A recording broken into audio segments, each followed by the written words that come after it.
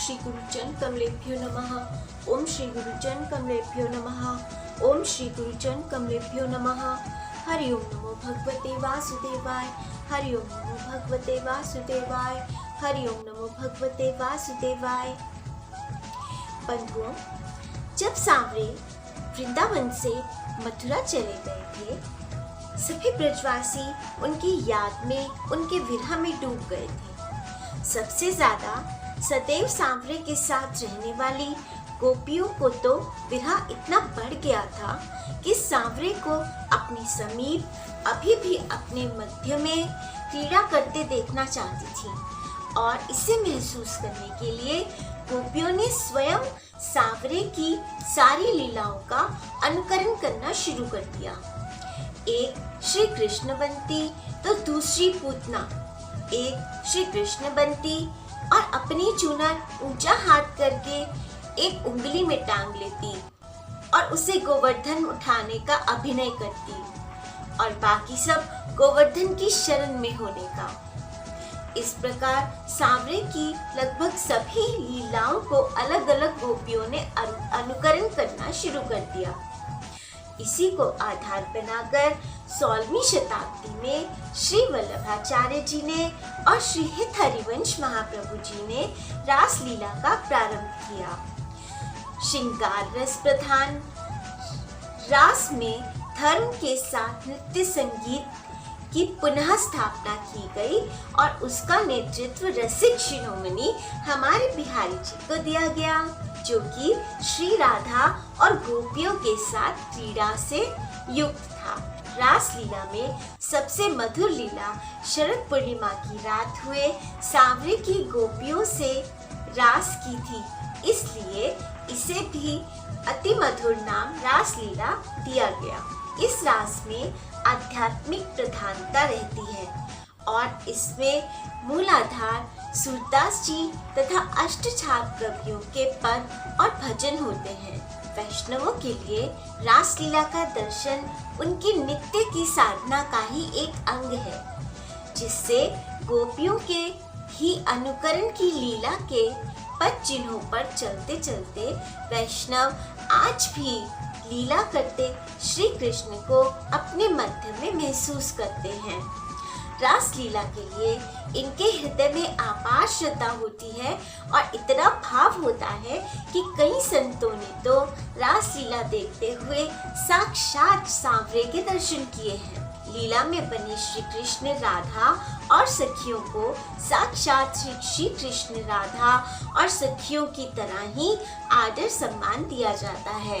आम संसारी लोगों के लिए यह एक मनोरंजन हो सकता है, लेकिन एक कृष्ण भावित भक्त हृदय के लिए ये साक्षात सांवरे के ही दर्शन होते हैं। आज की कथा भी एक ऐसे ही भक्त की है, जिन्होंने ब्रजधाम सांवरे और सांवरे के संतों से और उनकी रास में अतुल्य श्रद्धा और निष्ठा थी। राजा राम रयन जी।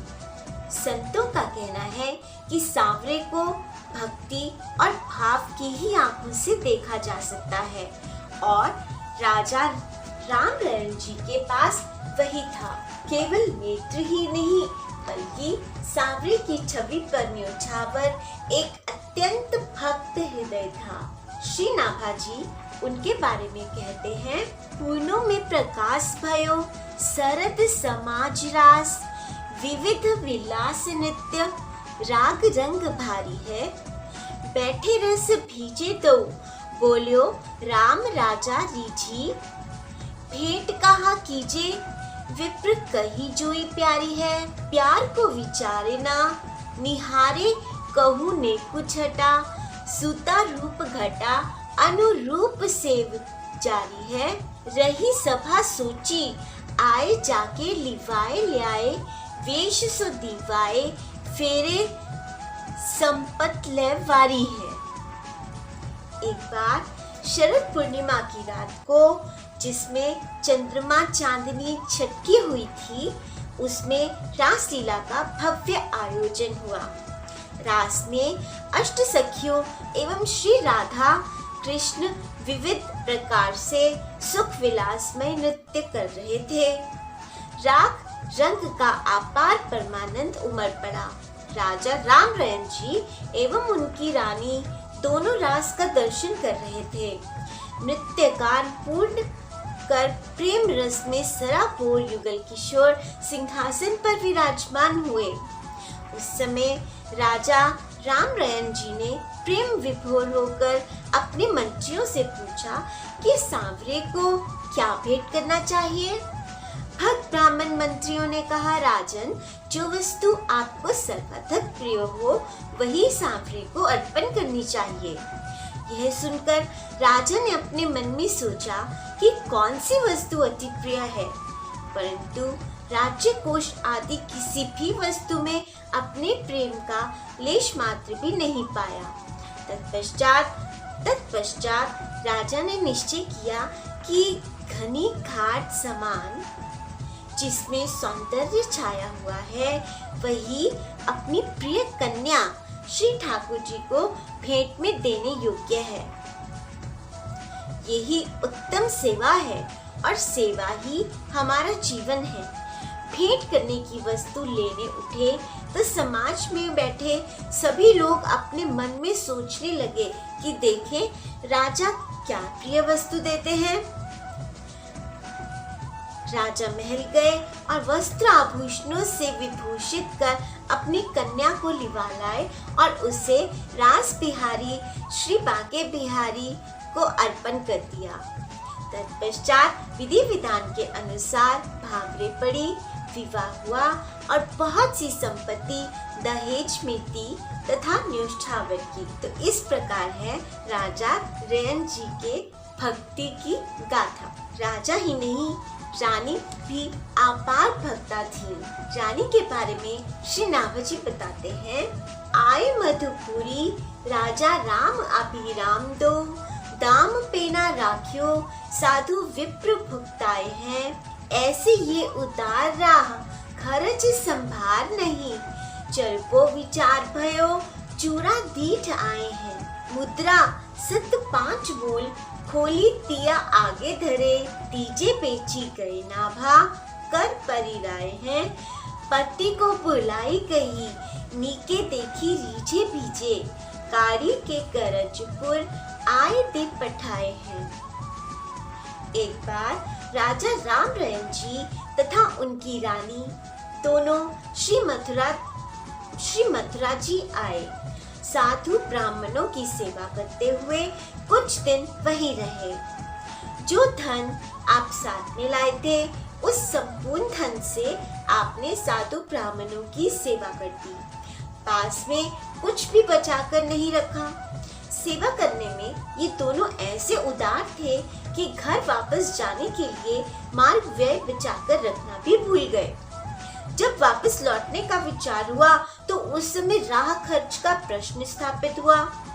रानी के हाथों में जड़ों कंगन, उन्हीं पर राजा की दृष्टि पड़ी। उस समय उनका मूल्य 500 रुपए होगा। रानी ने हाथों के कंगन उतारकर राजा के आगे रख दिए और कहा कि इन्हें बेच दीजिए। श्री रामरयन जी उन्हें बेचने बाजार गए। संयोगवश गोस्वामी श्री नाभाजी इन्हें मार्ग में मिल गए। इन्होंने प्रसन्न होकर दंडवत करते हुए भेंट स्वरूप सखी भाव रखकर दोनों कंकड़ इनके हाथों में पहना दिए। रानी ने राजा से कहा कि आपने यह बहुत ही अच्छा किया। रानी की निष्ठा देखकर राजा उस पर रीझ गए, प्रेम विभोर हो गए। इसके पश्चात किसी से कर्ज लेकर आप अपने नगर को वापस आए और उसको धन भेजकर कर्ज चुकता कर दिया। तो इस प्रकार है दोनों निष्ठावान राजा रानी की कथा। दोनों को भगवान की रासलीला में और साधु सेवा में बहुत गहरी निष्ठा थी। ऐसे ही एक और बहुत पुरानी बात नहीं है। एक रामलीला में एक शत्रु ने रामलीला के आयोजक से बदला लेने के लिए स्वयंवर के धनुष को आसानी से टूटने वाली लकड़ी के बदले में लोहे के धनुष से बदल दिया। जब रामलीला में धनुष तोड़ने का वक्त आया तो श्री राम बने पात्र से वो धनुष टूटा ही नहीं। आयोजक की प्रतिष्ठा का सवाल था। सारी स्थिति जानकर उस भक्त हृदय आयोजक ने सांवरे से विनती की, हे राघव, यदि मैंने हमेशा सच्ची निष्ठा से रामलीला की सेवा की है तो हे राघव, मेरी लाज आज आपके हाथ है। इतनी प्रार्थना करनी थी कि श्री राम बने पात्र ने अपने प्रार्थना करनी थी कि श्री राम बने पात्र ने अपने में एक दिव्य शक्ति का अनुभव किया और पुनः प्रयत्न करने पर उसने वो लोहे का धनुष भी तोड़ लिया। रामलीला और रासलीला बहुत ही पवित्र और अति सुगम साधन है। सांवरे को और श्री राम को आज भी अपने मध्य में अपने भाव से प्रेम से खींच लाने का। आप सभी जब भी श्री वृंदावन जाएं अथवा तो दशहरे में जब रामलीला का आयोजन होता है तो अवश्य देखें, बहुत भाव से देखें, बहुत निष्ठा से देखें। आज के लिए इतना ही, फिर एक प्यारे से चरित्र के साथ मिलेंगे। तब तक आप मेरे चैनल को सब्सक्राइब करके उसमें भागवत गीता जी की वीडियोस भी सुने, श्री भक्तमाल जी के और प्यारे प्यारे चरित्र सुने और नाम जाप करते रहे। हरिओम नमो भगवते वासुदेवाय, हरिओम नमो भगवते वासुदेवाय, हरिओम नमो भगवते वासुदेवाय। जय बिहारी। कृपया मनन रसामृत को सब्सक्राइब करना और शेयर करना ना भूलें। शुक्रिया।